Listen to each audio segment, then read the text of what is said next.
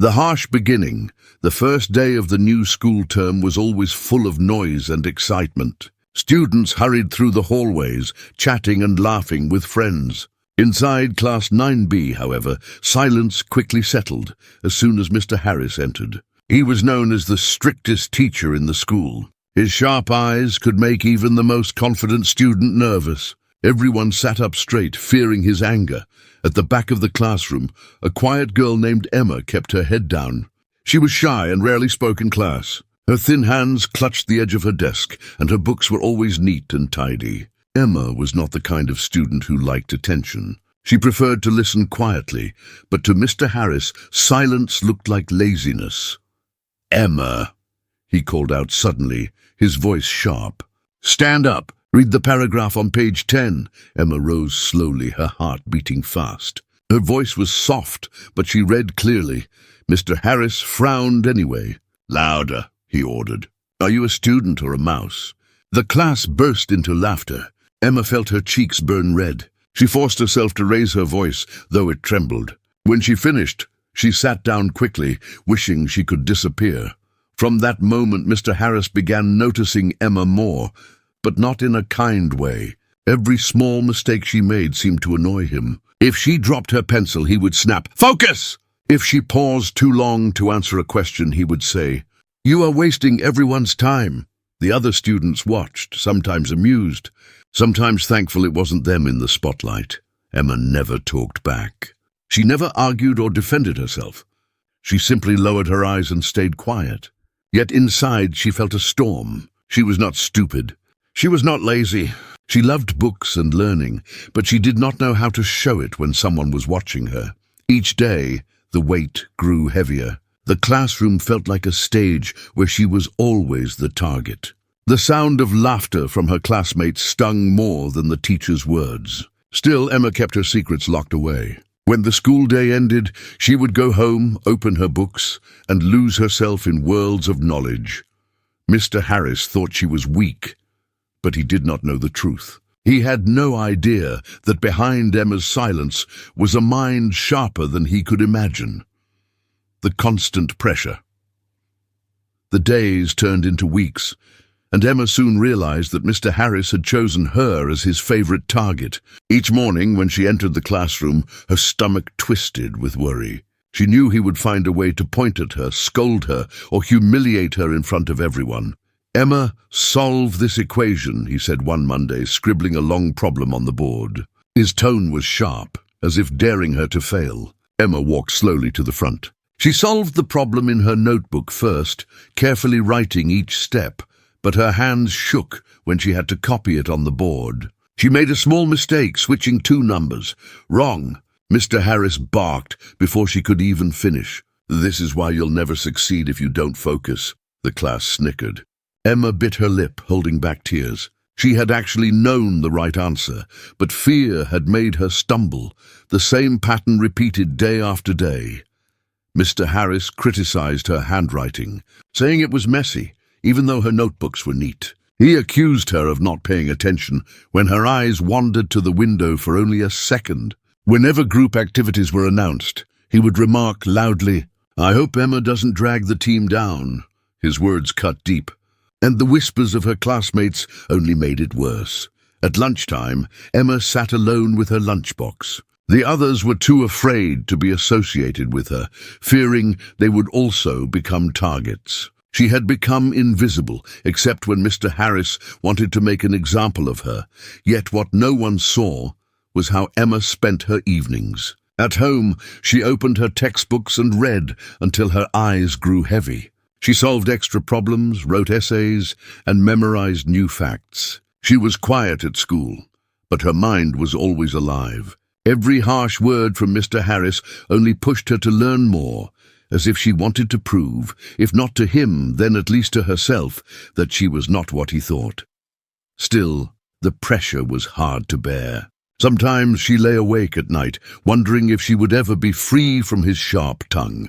But a small fire inside her refused to go out. She told herself, "One day I will show them. One day they will know who I really am." Mr. Harris believed he had broken her spirit. What he didn't know was that he was only fueling her determination to rise higher than anyone expected. A small spark one chilly morning, the principal entered Class 9B with an announcement.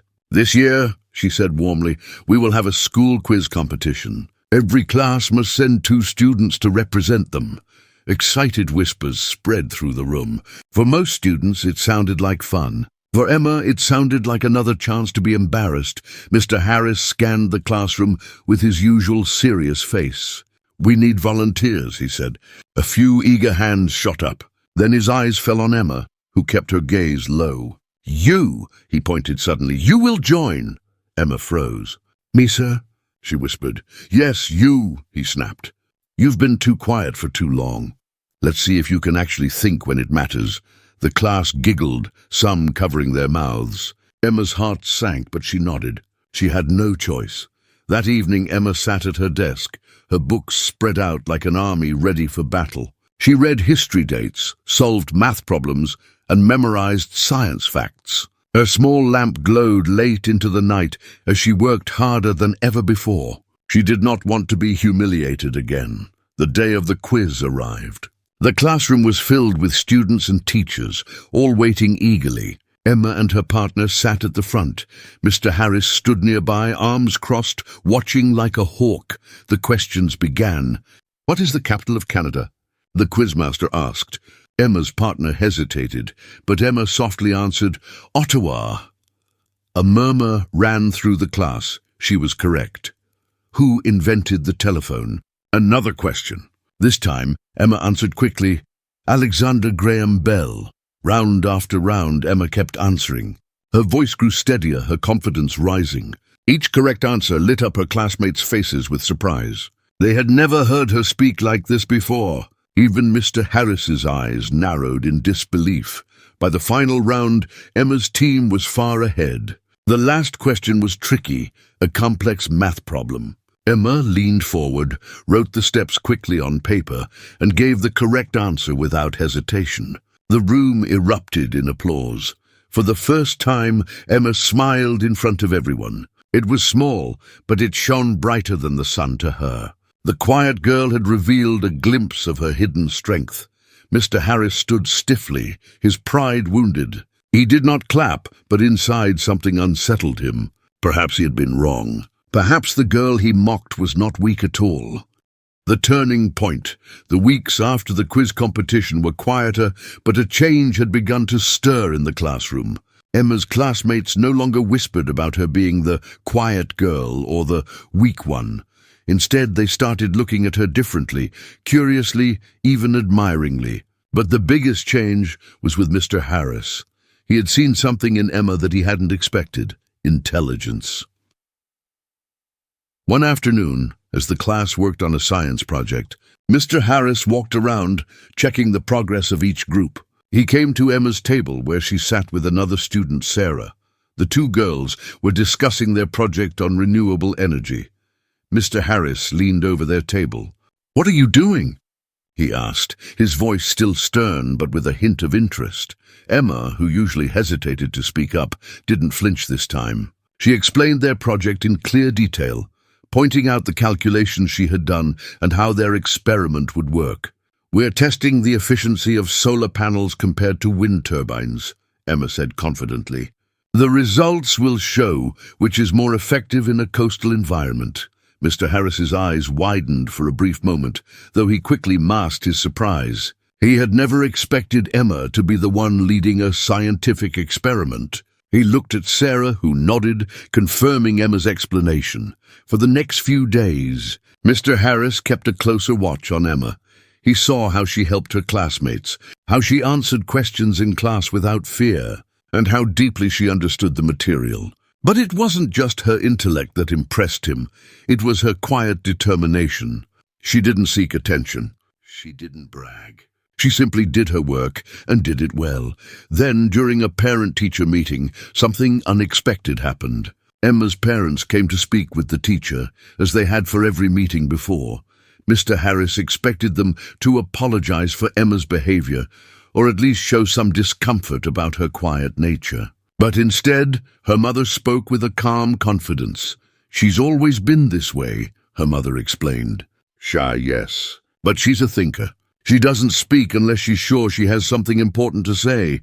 Mr. Harris was taken aback. He had assumed that Emma's quietness meant weakness, that her silence was a lack of ability. But now he was beginning to see the truth. Emma's silence wasn't a weakness, it was her strength. As he walked back to his classroom, Mr. Harris felt a shift inside him. The quiet girl was not who he thought she was. And maybe, just maybe, he had been wrong about her all along. Respect earned. The day of the district-wide academic contest arrived, and the atmosphere at school felt electric. Emma had been chosen to represent her class once again, but this time it was different. This time, there was no pressure from Mr. Harris to perform poorly.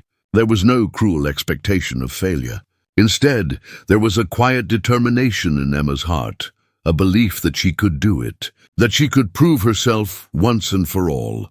Her classmates had begun to watch her with new eyes after the quiz competition. They no longer saw her as the shy, silent girl at the back of the room. They saw her as someone capable, someone smart. And now, as the contest began, Emma was ready to show everyone just how far she had come. The competition was fierce, with teams from other schools vying for the top spot.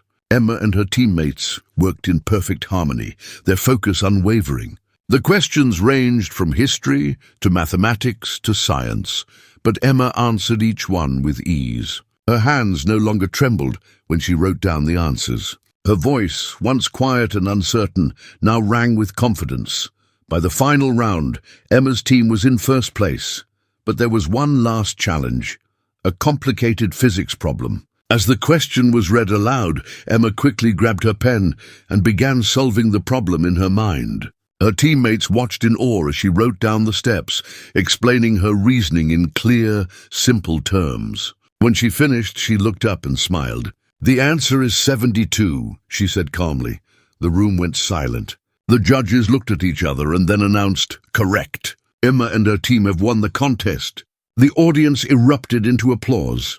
Emma's classmates, her teacher, and even the principal were on their feet, clapping and cheering. For the first time, Emma felt seen, not for her silence, not for her shy nature, but for her brilliance. She had earned their respect, not through words, but through her actions, through her quiet determination.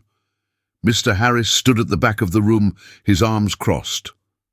He had always prided himself on knowing who would succeed and who would fail. But now, as he watched Emma accept her trophy, he realized that he had underestimated her. He had been wrong. After the contest, Mr. Harris approached Emma. "Congratulations," he said, his voice sincere. "You've proven me wrong. You are smarter than I ever imagined." Emma smiled, her eyes bright. "Thank you, Mr. Harris. It's just who I am." And in that moment, Emma knew that the respect she had earned was not just from her classmates or her teacher, but from herself. She had shown the world who she truly was, quiet, yes, but brilliant beyond measure.